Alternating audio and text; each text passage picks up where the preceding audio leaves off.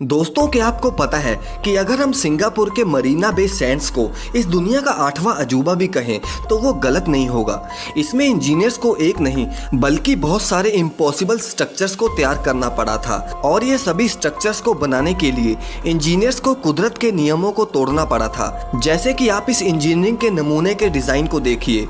इसका डिज़ाइन कुछ ऐसा हो गया था कि अगर इस पर थोड़ा और वजन होता तो ये बिल्डिंग गिर भी सकती थी, लेकिन इसके बावजूद भी इंजीनियर्स ने इसके ऊपर इतना बड़ा स्काई पार्क बनाया कैसे। और शायद आपको ये बात ना पता हो कि ये स्काई पार्क इतना बड़ा था कि इसके ऊपर 4 A380 जेट्स लैंड हो सकते थे, लेकिन इसके बावजूद भी ये इतना बड़ा स्काई पार्क इतना ऊपर गया कैसे।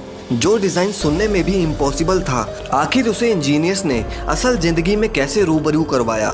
जानने के लिए वीडियो को लास्ट तक जरूर देखिए और आगे भी ऐसी वीडियोस के लिए चैनल को सब्सक्राइब करना ना भूलें। मरीना बे सैंड्स एक ऐसा होटल जो कि हर साल करीब $1 बिलियन मतलब करीब 7,000 करोड़ रुपए कमाती है और इस होटल को बनाने में करीब $5.7 बिलियन का खर्चा आया था।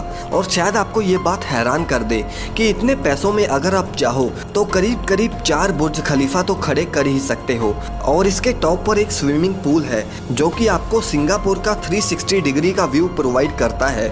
इसमें हर बिल्डिंग को बनाने के लिए सबसे पहले इंजीनियर्स को 16,500 वर्कर्स को हायर करना पड़ा था। इंजीनियर्स के पास सबसे पहली चुनौती थी इस बिल्डिंग का डिजाइन, जो कि इंजीनियर्स को फिजिक्स के लॉज को तोड़ने पर मजबूर कर रही थी। इस बिल्डिंग के 2 पार्ट आपस में एक दूसरे की तरफ झुके हुए थे, जिस वजह से बिल्डिंग का खड़ा होना बहुत मुश्किल था और उसका बीच में से टूटने का डर लगा हुआ था।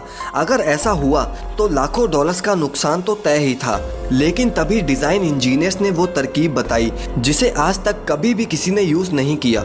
उन्होंने बिल्डिंग के साथ साथ स्टील के मोटे मोटे टावर्स को टेम्परेरी सपोर्ट की तरह यूज करना शुरू कर दिया, जिससे बिल्डिंग के स्ट्रक्चर के फेलियर के चांसेस कम हो गए। और वो सपोर्ट्स जब 23वें फ्लोर पर एक साथ स्ट्रक्चर्स को जोड़ेंगे तब वो सपोर्ट्स को निकाल देंगे। लेकिन इंजीनियर्स के मन में ये डर बैठा हुआ था कि जब उन टेम्परेरी सपोर्ट्स को निकाला जाएगा तो कहीं ये स्ट्रक्चर मिस कैलकुलेशन की वजह से गिर न जाए। इसलिए उन्होंने स्ट्रक्चर के अंदर कुछ परमानेंट सपोर्ट को ज्वाइन करने का सोचा।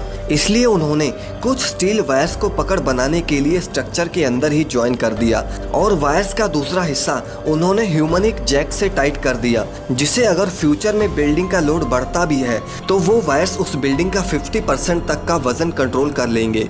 सब काम ठीक तरह से टाइम टू टाइम चल ही रहा था कि तभी काम के बीच में कुदरत का कहर बरसना शुरू हो गया। सिंगापुर में एक भारी तूफान आया जिस वजह से इस बिल्डिंग का काम रोकना पड़ा। इस काम को रोकने का सबसे बड़ा कारण था तेज हवाएं, क्योंकि वो हवाएं सभी टावर्स के लिए खतरनाक साबित हो सकती थी, स्पेशली सबसे ऊपर बनने वाले 340 मीटर के स्काई पार्क के लिए। ये तेज हवाएं स्ट्रक्चर के डिजाइन को खराब कर सकती थी। अब इंजीनियर्स को इस बात की चिंता खाए जा रही थी कि ये प्रोजेक्ट इतनी तेज हवाओं में सेफ भी है या नहीं। इसलिए उन्होंने विंड इंजीनियर्स को हायर किया जो कि इस पूरे प्रोजेक्ट की टेस्टिंग कर सकें। अब विंड इंजीनियर्स ने इस प्रोजेक्ट के मॉडल पर टेस्ट करनी शुरू कर दी और उन्होंने ये पता लगा लिया कि सिंगापुर के तूफान में ये बिल्डिंग्स 200 मिलीमीटर तक इधर उधर हो सकती हैं। जब इंजीनियर्स ने यह पता लगाया कि यह मूवमेंट ऊपर ब्रिजेस पर लगे हुए जॉइंट्स की वजह से हो रही है तो उसे काबू में करने के लिए इंजीनियर्स ने स्काई पार्क के नीचे मल्टी डायरेक्शनल स्टील बैरिंग्स को लगा दिया। लेकिन उसमें भी एक प्रॉब्लम आ रही थी।